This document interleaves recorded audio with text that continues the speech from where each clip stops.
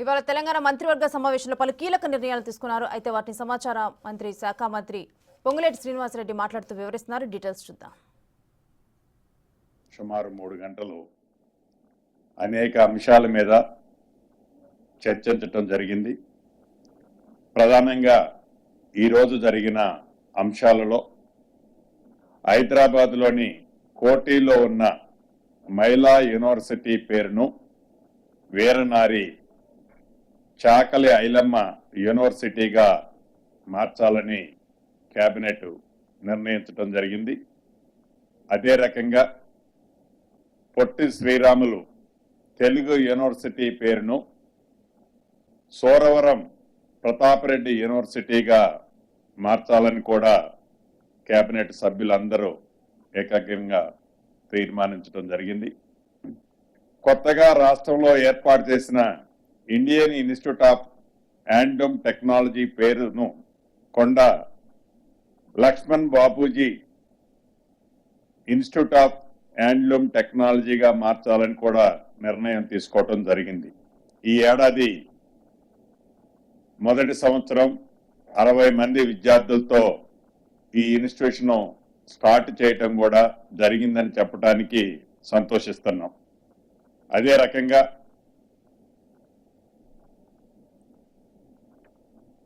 Hydraa subject వచ్చి హైడ్రాకి ఒక చట్టబద్ధతని ఈ కేబినెట్ లో కల్పించడం జరిగింది. హైడ్రా ముఖ్య ఉద్దేశం ఏదైతే ఉందో ఔటర్ రింగ్ రోడ్డుకి ఇన్నర్ లో ఉన్న కోర్ హైదరాబాద్ కి ఈ హైడ్రా అనేది చెరువులు కుంటలు ఏవైతే రిజర్వాయర్స్ ఉన్నాయో రిజర్వాయర్లు నాలాలు వీటన్నిటికీ ఎఫ్టిఎల్ బఫర్ జోన్ లో ఏవైతే స్ట్రక్చర్స్ ఉన్నాయో ఏవైతే గతంలో మున్సిపాలిటీలు కార్పొరేషన్లు వివిధ శాఖలకు సంబంధించిన అంశాలన్నిటిలో ఈ హైడ్రా పూర్తిగా వాటికి ఎన్నైతే హక్కులు ఉన్నాయో ఈ హైడ్రాకి ఈనాడు కేబినెట్ లో వాటన్నిటికీ సంబంధించిన అంశాలని హైడ్రాని ఇన్కార్పొరేట్ చేయటం జరిగింది. దీంట్లో ప్రధానంగా ఈ కోర్ అర్బన్ రీజన్ ఏదైతే ఉందో ఓఆర్ఆర్ కి ఇన్నర్ సైడ్ ఉన్న దాంట్లో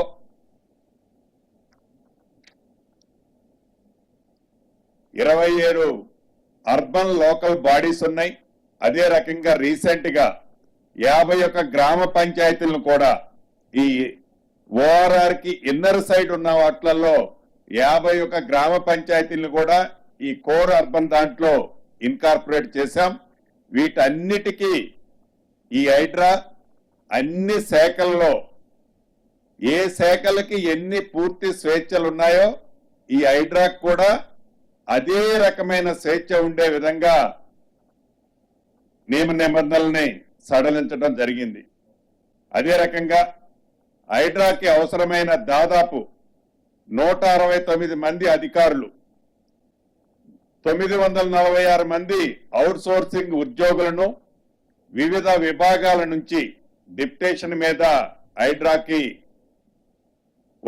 హైడ్రాలో వర్క్ చేసే విధంగా ఆదేశాలు కూడా ఇచ్చే నిర్ణయాన్ని ఈరోజు గౌరవ ముఖ్యమంత్రి రేవంత్ రెడ్డి గారి అధ్యక్షతన జరిగిన కేబినెట్ లో నిర్ణయం తీసుకోవడం జరిగింది. వీటితో పాటు ఏదైతే త్రిపులార్ ఉందో ఈ త్రిపులార్ రీజనల్ రింగ్ రోడ్డు దక్షిణ భాగం అలైన్మెంట్ ఖరారు చేసేందుకు R&B స్పెషల్ చీఫ్ సెక్రటరీ ఆధ్వర్యంలో 12 మందితో కమిటీని అధికారులతో ఒక కమిటీని ఏర్పాటు చేయడం జరిగింది.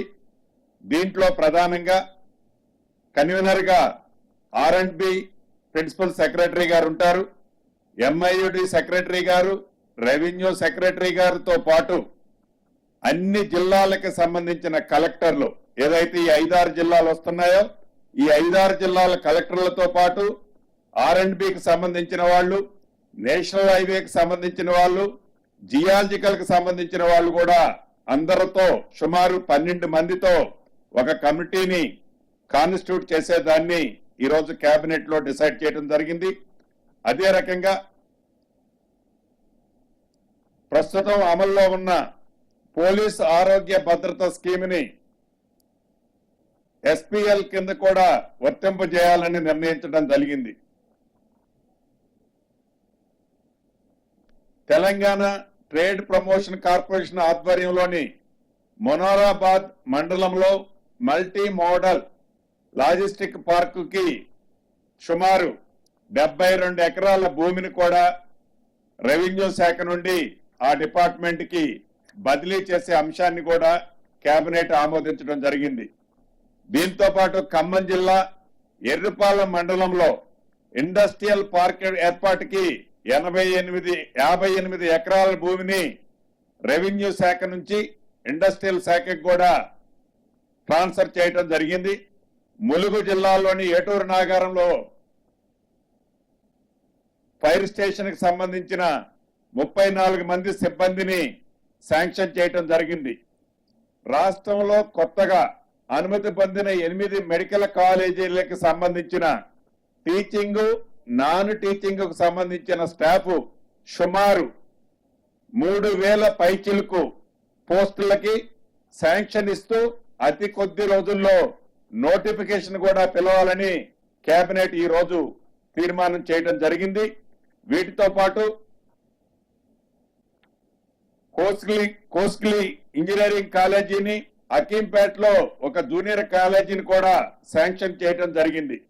వీటన్నిటితో పాటు గౌరవ మంత్రివర్యులు ఉత్తమ్ కుమార్ రెడ్డి గారి శాఖకు సంబంధించిన ఎస్ఎల్బిసికి సంబంధించిన అంశం, అదే రకంగా రాష్ట్ర ప్రభుత్వం ప్రతిష్టాత్మకంగా ఏదైతే 500 రూపాయలు సన్న రైస్ మీద క్వింటాలకి సబ్సిడీ ఇస్తాము అని చెప్పిందో ఈ రెండు సంబంధించిన అంశాలు కూడా నిర్ణయం తీసుకున్నాం.